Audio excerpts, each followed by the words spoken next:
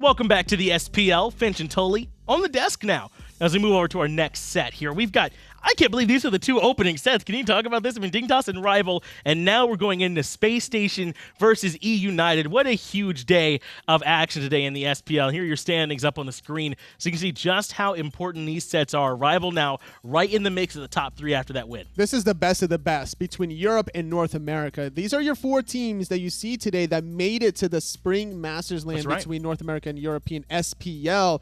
And heading into North America between Space Station and eUnited, these are your top two teams, honestly, because they are both sitting at 4-1 record-wise, set-wise, but it was Space Station Gaming getting that 2-1 victory over eUnited in Week 1. They were able to look very strong doing it, and that's what these are. These are your Week 1 rematch that you can expect to be seeing here in Space Station eUnited. I mean, what more could you ask for at this point between these top two teams? And here they are, Space Station, the hometown heroes, the former champs, the ones that did the best at Spring Masters, at least between these two teams, ready for you. And for me, I mean, a lot of this set comes down to just how well andinster is able to play for me. I mean, he's so important for them in the jungle. Aquarius has shown up. There's no questions about him anymore. Baskin, of course, is going to play amazing for you. You know what you're getting from Jeff and BaRRa. When Andy is on, this team looks untouchable. I definitely agree with you, and I think we might see some more jungle action here if we can just transition from the European side, because both Cubo, Fred, and Ice Baby were popping off. But in week number 1, it was a lot of Venenu and Baskin kind of battling it out for the Thoth, and I wouldn't be surprised if that's the same similar strategy that these two teams have today. That's right. There's a couple of picks I think are going to be highly contested between these two. We saw the Mercury in the last set. That's been a highly contested pick. Between these two junglers, is that going to be when they look to? Scream likes to play it. Yeah. So does Andy. You talked about the mid laners too. I mean, I wouldn't be surprised if we see the Thos, like you mentioned, the Januses, be really high priorities in the picks and bans, as now we take a look at PolarBearMike and the rest of the eUnited boys. But in particular on this squad, Scream, that's going to be andinster's opponent in the jungle. Very consistent, I feel like, for this eUnited squad. Even when they were struggling back at the beginning of Spring Split, he still looked great, I feel like, week in and week out. Consistent in terms of making the plays when they matter most, but not consistent about knowing what god he's going to choose on the battleground. Oh, not at all. He plays anything, doesn't he? He flexes so hard every time. Fenrir pick, I'm pretty sure he was the only person, I think, in the summer split to play the Fenrir. Playing the Bastet as well, whether it's a dog, cat, or otherwise. He's playing everything under the sun. Yeah, man, all animals are good with Scream here in this matchup, but all the way down, there's tons of big matchups. I mean, do you remember it's at the end of Masters when we get the interview with Aquarius, he's like, yeah, I was teaching Benji how to lane. I mean, that's the kind of rematch that you want to watch between some guys where words like that were thrown around. I mean, Aquarius really here in his own right. Benji, obviously, a top 2 or 1 soul laner in the league anywhere, so you always want to see them throw down. A lot of confidence from him after that Masters Land performance. Oh, yeah. And with the shifting of the meta in Season 5 Summer Split being more healer-centric, I think Aquarius is going to go for the Chang'e, but that's something Benji has been experimenting with and excelling very well with. And I'm not surprised to see that between these two teams. They are scrim partners, right? So definitely we'll see things that they end up getting value between each other be valued in the picks and bans as well, which we actually have ready for you. We'll go ahead and move right into the picks and bans for Game 1, eUnited up against Space Station. Near 2 top North American teams ready to battle it out. And looking for first pick, eUnited with the opportunity to leave the Thoth for Venenu. That's right, yeah. If they want to try and leave that one open, it's right there for them to do it. They banned away the Xbalanque, who wasn't valued much in the European set we just saw. Clearly North America still like this hunter. It was surprising because it was banned away in game number 1. I think it was during the secondary ban phase, but then games 2 and 3, they just forgot about it completely. Both teams not seeing any action of it, especially after secondary ban phase, game 3, where it was Arkill picking the Uller over the Xbalanque.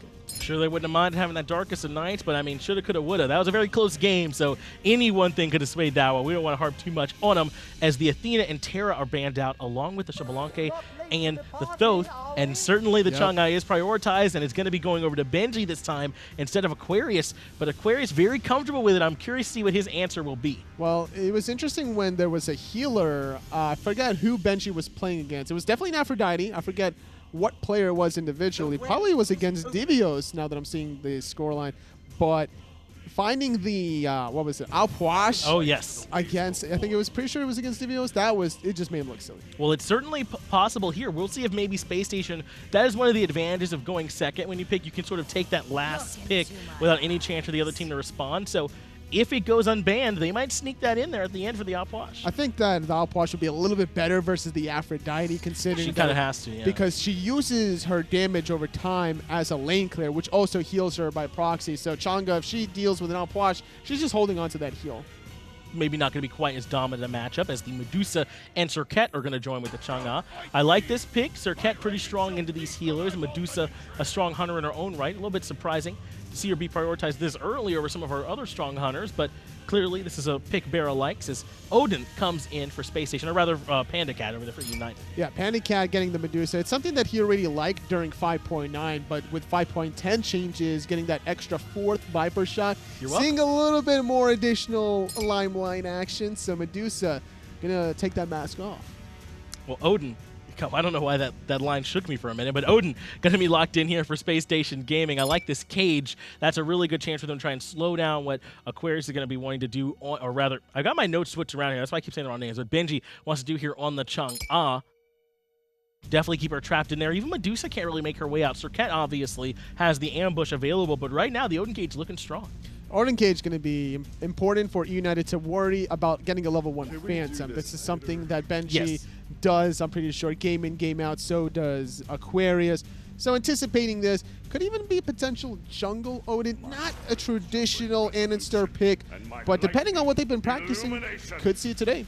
Going to be the Zeus that's coming out, though, for Venenu. I like this pick. And this is good because I was thinking there's a chance that we might see Medusa mid and another hunter, but this time they got about as magey a mage as you could ask for in this Zeus pick, and then the Khepri to go along with it for the revives. Look at this, though. Khepri locked in last for eUnited. Whoever's trapped in that Odin cage will receive the Scarab's blessing, but SSG with their last pick takes Nemesis over the Achilles that has an execute. Same idea in game 3, or sorry, was it game 2? I think it was game 2 in the last set, yeah. Where Rival selected the Khepri. Last pick selection was the Kumbhakarna instead of the Achilles for variety, but this time around, same idea. No execute against the Khepri. They're trusting in this Nemesis pick, going to be giving that one over to andinster for the Nemesis and seeing if that can instead cost some props to the rest of the squad. Now, that is going to be a lot of control they have on the Kumbhakarna. Odin, more about slows in the cage. Nemesis, also a lot about the slows. So anything that can help them cleanse slow is going to be strong here, totally. But now to see both these drafts, which way are you leaning? I like Spacestation Gaming's mobility on this Janus Nemesis. I got to give them a slight edge. But just to harp on a little bit on the last pick as well. Sure. No Achilles, no Alkong also. That's another execute that andinster might have potentially ran with. A lot of strong executes right now to try and help get through those revives. We'll see if that Khepri ends up being a problem for Spacestation or if they have the answers. Game 1 is just about ready. Did they forget about my man Thanatos? I mean, no one's really playing Thanatos right now, so. But they could. Maybe. They could, I'm sure, yes. He's totally fine. He's okay. I wouldn't have gone with him in this particular draft, but overall, I think that he is pickable, sure. Yeah. I'm just saying, they talked about all the executes and they left Thanatos out. I'm sorry, Tom. Just remember the Thanatos. That's all I'm saying. Is that the phrase? We're already on our nonsense, and this game hasn't even started. United versus Spacestation should be fun. Who's going to win? I really like Spacestation's draft, but I don't know. United, like, first picking Chang'e. Obviously, these two teams are scrim partners. We talk about it all the time. Chang'e has been a huge pick for Aquarius. Benji pulls it out as well. Now it's first pickable between these two teams. It's an easy Odin selection for Spacestation, but the rest of the draft kind of comes together nicely for eUnited. I'm just not a big fan of this Nemesis pick. I don't know that Achilles would have been fine, sure.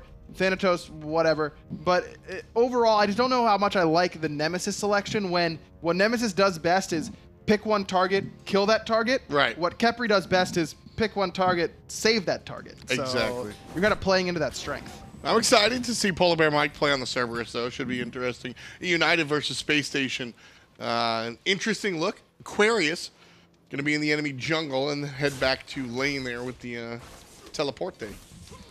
Looks like he tried to actually make that invade happen, but Benji was there to make sure that it didn't work properly. And if that isn't the most, like, we've seen you do this 10 times sort of little interaction, then I don't know what is. It does set Aquarius back a very slight bit. It does cost him his teleport, but at the end of the day, he's probably not going to need it that much anyways in the early game. He's not going to get out-pressured by a Chang'e. It could be worth the risk in that spot. Venenu on the Zeus. Really interesting. Zeus has been a careful pick as of late. He has risen to prominence because he's gone from 0 to a handful of picks. But it's worth noting that it hasn't been the same player going to Zeus. Usually when we see a character come out of literally nowhere, it's usually one person isolated there, but multiple people in multiple leagues have gone to Zeus, and he's been really popular. Why? I think here it's just because you have the ability to burn enemies who are plucked by Khepri very, very quickly. Not a lot of mages have their big burst that they're going to do, but their sustained DPS over 3 to 4 seconds isn't that great a lot of the time. Zeus's is. If you see PBM do something like that right around a Zeus, that's an easy shield toss, right into chain lightning, auto attack, detonate. You're basically killing whoever gets plucked at that spot just with Zeus damage alone. He is some of the better, longer duration follow-up for someone who's locked in place for a long amount of time, and Khepri does that very well. Usually Zeus players don't even level the ultimate, even with the love that it's gotten, because it's just not, you're not going to sit in it. You're just not going to get that many ticks. Khepri abduct? Well, you're guaranteeing a couple of ticks there, and that's even before the player escapes and starts to run out. I mean, this is how you get a lot of juice from your Zeus ult.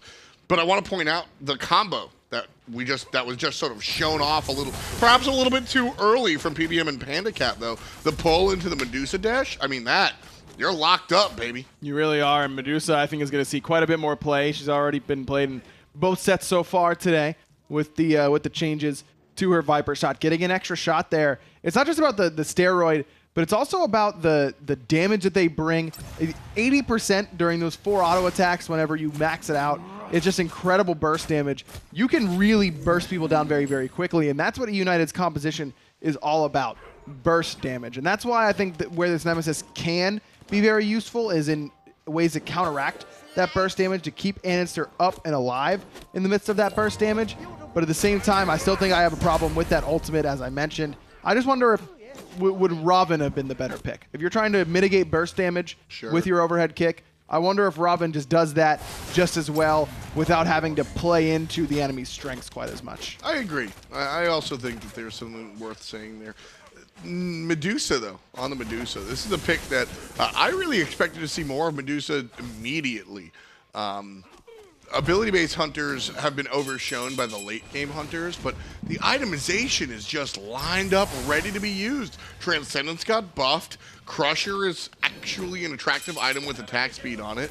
I mean, we've seen the full mage build come out onto a couple of neaths already, and Medusa, I think, was a prime target for it.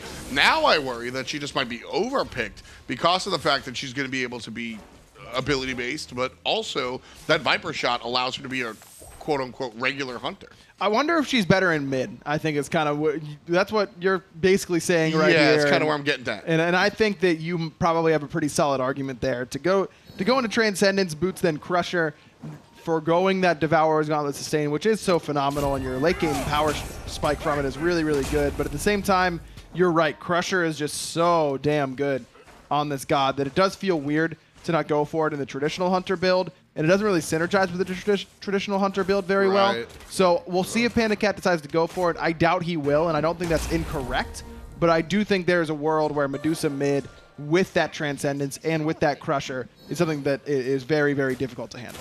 Yeah, we were talking earlier in... Actually, we were talking off air. I almost thought it was on the broadcast about Chernobog and his competitive viability. And Chernobog played perhaps in the mid lane is incorrect because he doesn't really have that team fight ultimate, that big, hey, I'm a mage type deal. Yo, Medusa ultimate. I mean, that is, you turn the corner, that is a team fight ult. It is a mage, right? Medusa, I think, is perhaps the most mage-like hunter around. So, you know, I'd like to see teams sort of experiment with her in the mid lane, but nonetheless, point being, the love that Viper shot has just gotten will be a big deal. Benji on the right-hand side trying to deal with a big deal. Gets jumped on. Phantom's good, but, well, dance for one. There's the tower. No Andy's still in trouble. Way. Dancing around, but Andy's going to trade out. Benji, nice job. Benny Hill music, ring around the rosy, whatever you want to say.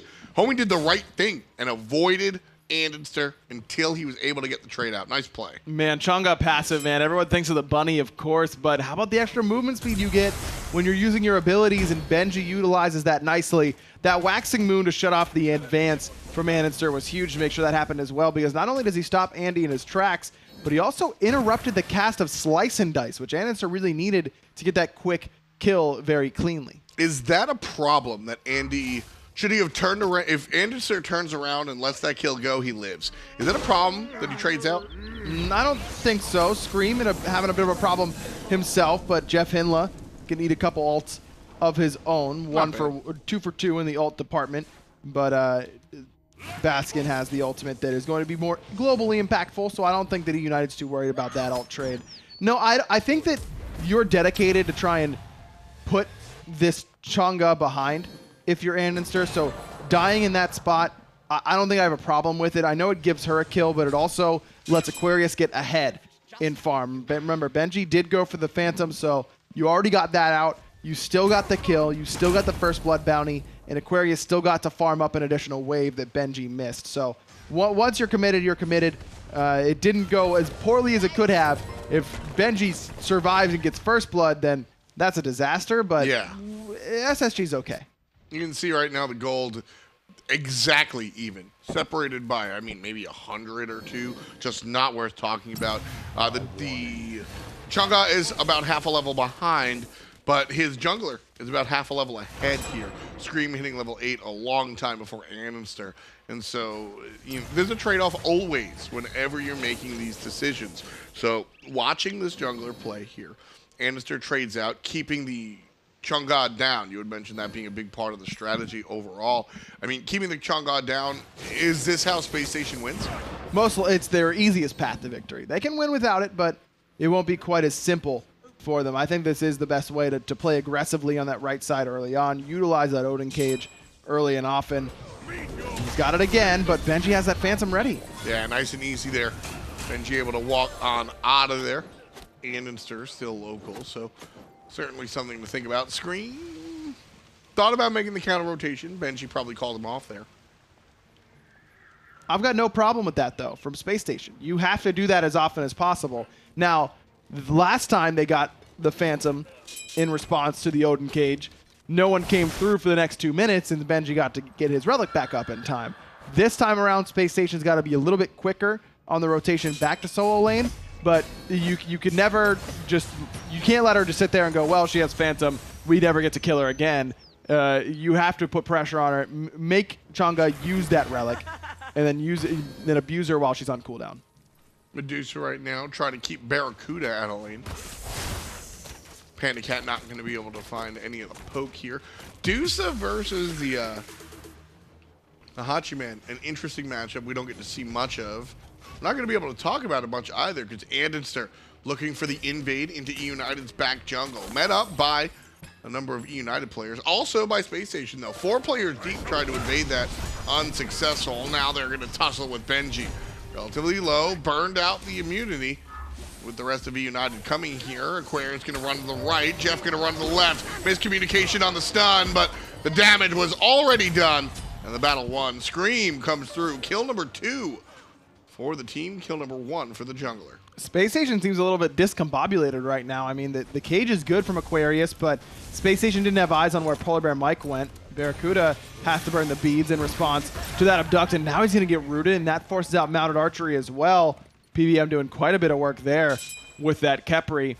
But again, the cage comes down, and it's a good cage, but SSG has no ward vision on where PBM goes after defending that speed buff invade. So they know that if they all-in commit to Benji inside the cage, and then he gets hit with Scarab's Blessing and reses, that fight is over because that would be multiple ultimates used. You put yourself out of position, and then you get 2 for 0, very, very easily. So instead they back it up, but Jeff had already kind of committed, so he ends up falling on the back end. It just comes back to this comp for me. All in on one character doesn't do very well against a Khepri that often. Benji dealing with what Aquarius has been giving right now.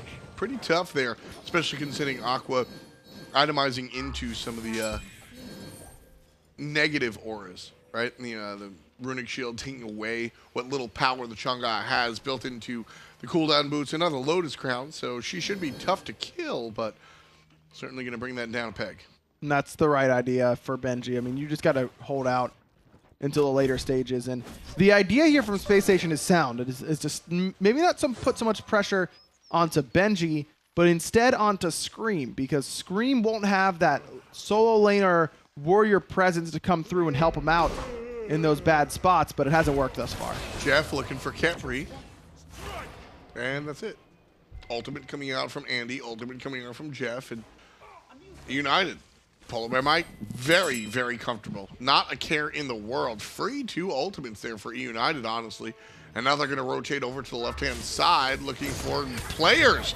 BaRRaCCuDDa gets on the horse, Scream rides along with him. Now turning to the mid lane mage. Baskin's taunted, Baskin in trouble. PandaCat from the left-hand side makes the rotation, puts Baskin in the ground. Pull on to JeffHindla. Venenu going to answer the call. Damage is good. Oh. Detonates good. Venenu puts number 1, 4, 5 for eUnited.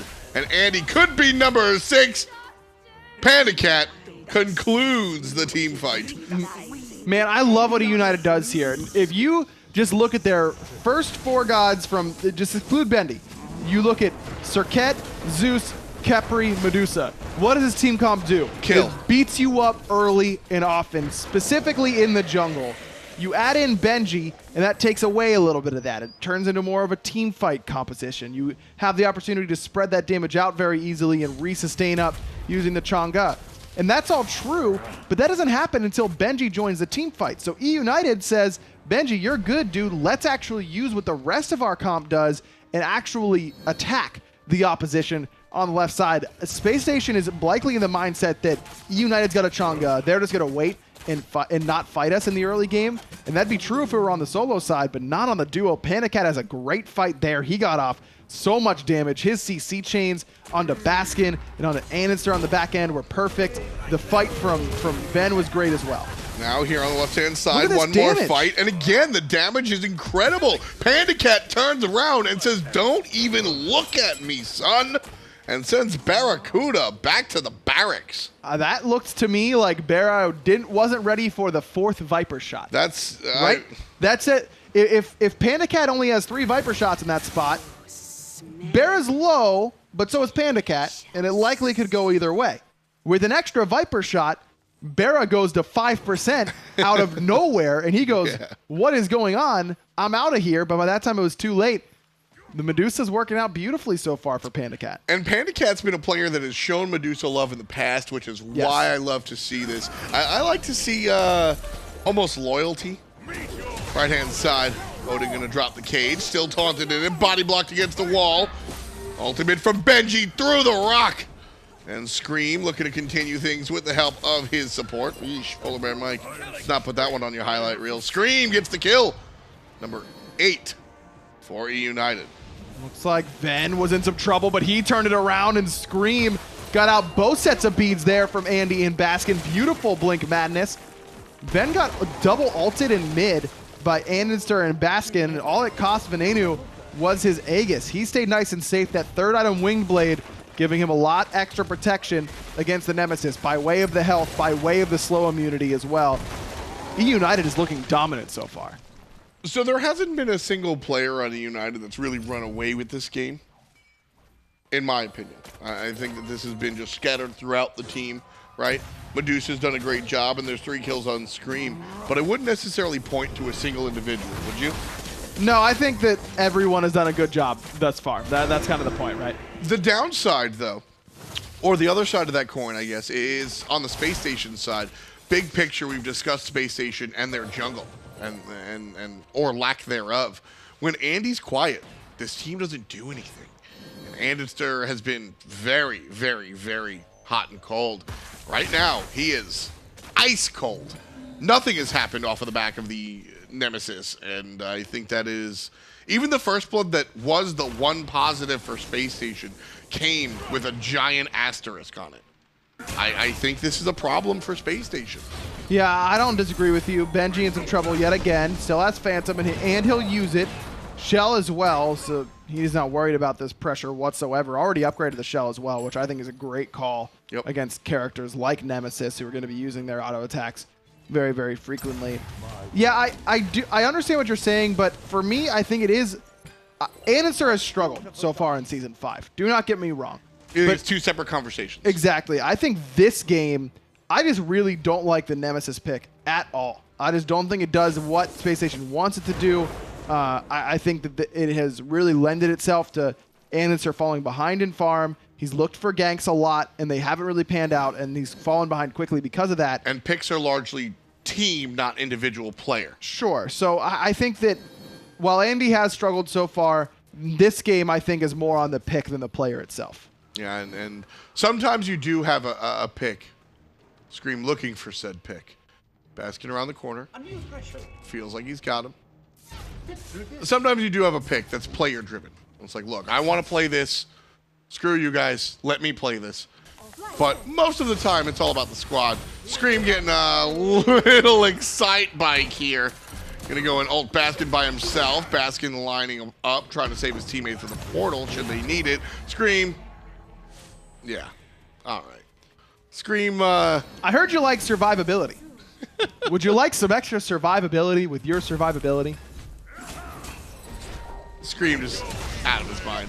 Benji doesn't have the Phantom this time around. Will in 55 seconds, but he's he also almost 17. is just fighting into this. A little Rorschach moment. You're locked in here with me. Looking for the turnaround on Andy. Jumps over the Odin. Where's the ultimate? Already on cooldown. And Andy blinks away from the Chang'e. 3 levels his senior.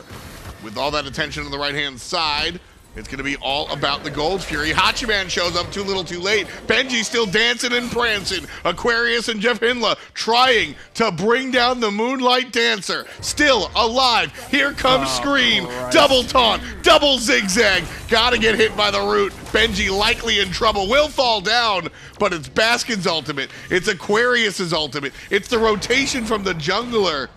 Benji took far too long to die there, Ryan. His team all the richer because of it. What should have been a 3-minute YouTube video turned into a 6-part docu-series on how to kill Benji in that spot. PBM still alive for the moment, juking as well as he can. Baskin looking for the auto attacks, and finally Unstable Vortex will finish it off. eUnited actually kind of gets baited there by Benji's survivability and puts themselves in a bad spot, and they end up losing PBM because of it. Benji now with the Rod of Asclepius is going to be even harder to kill. Eesh. Looking at the Odin, no cooldown, no healing reduction. Looking at the Nemesis, no healing reduction. Looking at the Baskin, no healing reduction. The same for the other two players. Problem? I say yes. Yeah, I agree with you. I think, does the whole team need to be kitted at 19 minutes with anti-healing? Probably not versus a lone Chang'e, but at least Aqua or Andy has to have it. Andy's been behind. Andy has been a problem. Just suck it up and buy the Brawler's Beat Stick. I know it puts you behind and you're already behind, but I think this is a moment where you're going, guys, I'm 4 levels down from the enemy jungle. I'll buy the Beat Stick. Yeah. I think that's your job, bro. Agreed. I agree with you there. Scream gets ulted and immediately is able to jump to safety because of the winged blade that he has. How many blades is Scream gonna buy? He's got a wing, he's got a relic dagger, and what's next, a witchblade? Witchblade. Yeah, it's the only thing left, right, that he could feasibly get here. Love the witchblade. Aquarius, cut down to half HP. Nice damage coming out from Benji and PandaCat. Also, don't forget about the damage that Chang'e is bringing. Again, this is a battle mage. Chang'e is my favorite example of a battle mage. She's going to be half tanky, half healer, and another half damage oriented, and she's doing it all right now. eUnited, 8,000 gold up, pushing on the tier 2 tower. JeffHindla grabbed, and JeffHindla gonna be smoked out. Double stun from the ultimate out of PandaCat, by the way. Benji with the last hit on the support player, and that means the tier 2 tower gonna be torn down here by eUnited. I can go for Fire Giant here. Baskins uses ultimate, and he's got to go back to base anyways, or at least should be going back fairly soon because he's already pretty low. And yeah, that's exactly where United's going to go. Who needs a Pyromancer at this point? When you're up 10K and you've got this healing from Benji, it's just too much for the opposition to handle for sure. Can I tell you how excited I am about this? Now, when was the Portal Demon introduced? Beginning of Season 4. From the Portal Demon to about a couple of weeks ago, it felt like teams couldn't do the Fire Giant without the Fire Giant Jr., whether it's Portal or Pyro, from last year to this year. And it's infuriated me. It's one of those little things that you just... Very rarely did it actually happen, but there were a couple of times where I watched teams go, all right, we won the team fight, we're getting Fire Giant, we got to do the little guy first, and then they can't do the big objective because of it. Drives me batty. Drives me absolutely up the wall. And finally, I think we start seeing teams, it took this long to say, all right, you know what, maybe we just go from the Fire Giant first. All I want to say is, thank you. You're welcome. Not you. I love that BaRRaCCuDDa is going in for chin size next, because with how many daggers and blades and swords and whatever Scream has in the build, all of those have 0 protection but a lot of HP. So he's got a lot to chew through, and BaRRa's going to be the one best suited to make that work with chin size. He actually even sells his Hunter's Blessing to make sure he gets it as early as possible. This is the right call for him, without a doubt. It's usually tough to see the chin size through the beard. I blacked out there for a second. What happened? eUnited trying to bust on through on the left side. Phoenix, nice ring separating the attack from the Phoenix, but just a brief moment of silence. Screammmmm going to take down Andy for kill number 10 on eUnited's side. Mid lane Phoenix going to be the focus next, and eUnited just clean. This is cleanliness. This is pristine. eUnited put their gloves on before they went to bat here. JeffHindla finds an ultimate. PolarBearMike trying to kill himself and revive himself. But PandaCat going to do the killing here. Double kill for young Max as eUnited put up a dozen and look to take down the Phoenix. Man, they don't look to bring just that down. They're going straight for the Titan, and who blames them all? Pretty much full health because of that Chang'e sustain. eUnited taking easy game 1. I mean, it's Screammmmm, it's Benji, it's Ven, it's PBM, it's PandaCat. Like, everyone had their moment, it felt like, in that game. I think that PBM's rotation over to speed in the early game to defend that, and then he immediately makes sure that BaRRa loses beads and his ultimate. That means that on the left side fight right after that, not long after that, PandaCat's able to find a kill in that 2v2. I think he had a really important game. Overall, I think the entirety of this eUnited roster looked really solid. This was the defending world champion eUnited. I don't think we normally see the defending world champion eUnited. Sure. I have not been shy about saying the team that won the world championship. I don't say lucky, but they caught lightning in a bottle. Sure. And I think that eUnited overperformed at Worlds to a point that they don't play that way every day. And this is how they played at Worlds. This is the level of performance where everybody's just killing it. Everybody's working on all cylinders. And that's a very scary thing because I think teams looked at eUnited and went, yeah, you won one. That's all well and good. You're not going to do it again. But if United come in playing like this day in and day out, then that's a wake-up call for the rest of the squads to say, you know, maybe they can do it. Agreed. I mean, this is one of the premier teams in the world, whether or not that was a flash in the pan or whatever. I think they've proven that it isn't, and this team's here to stay for sure. Who's the MVP? Me and Ryan are going to waffle on that in about a couple of minutes. But right now, pancake. Let's go deeper and dive onto the desk. Thanks, Tom. Thanks, Aggro. Finch and Tola here. We're going to break down what happened there in Game 1. And what happened was kind of just dominance. A great game there from eUnited. They come out looking real strong. It was a lot of Screammmmm making those diving backline penetration plays. And honestly, a lackluster performance out of andinster. Look at Venenu's build. Look what my man was able to do, Toli. He was Boots into Rod of Tahuti's second item, then Wingblade. He was left unchecked, to be fair. A lot of pressure from andinster in the solo lane, trying to get Benji off guard.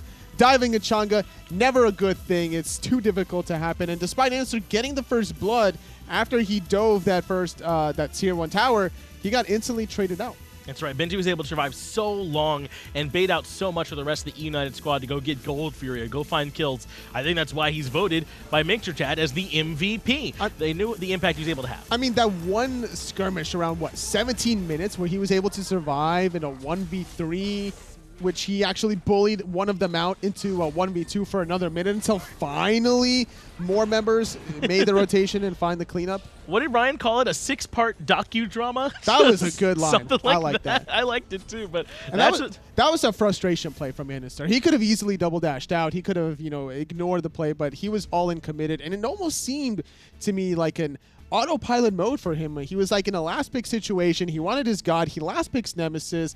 And this is a god that's very good at excelling at all-inning somebody. But the team composition from eUnited, who are you going to all-in? There's a Chang'e that's very difficult to lock down, going to sustain certain other members. There's a Zeus that's going to return the fire onto you. And there's a Khepri that's going to Scarab's Blessing whoever you decide to all-in anyway. Yeah, it just didn't seem like there was much synergy there between the comp. I mean, they were so reliant on slows between the Odin, between the Nemesis, that you saw double Wingblade come out. There was one on Scream and one on Venenu. They were able, even if they weren't so far apart in terms of like gold and experience, they would have been able to get away from some of their main control anyway. That time, United felt like to me just kind of outdrafted Space Station. I definitely agree. I think that I liked the composition originally because I saw the Janus from Baskin, but when Scream was able to pop off around that one team fight at 11.5 minutes, it was a 4-for-0 that United got, and then in Gold Fury immediately after. Baskin just casually forgot he had defensive relics. Yeah, didn't beads there. It was BaRRaCCuDDa that had to use his ultimate defensively, trying to run away from Scream during the last breath as well. So it was Space Station Gaming playing on the defensive almost the entirety of the middle game.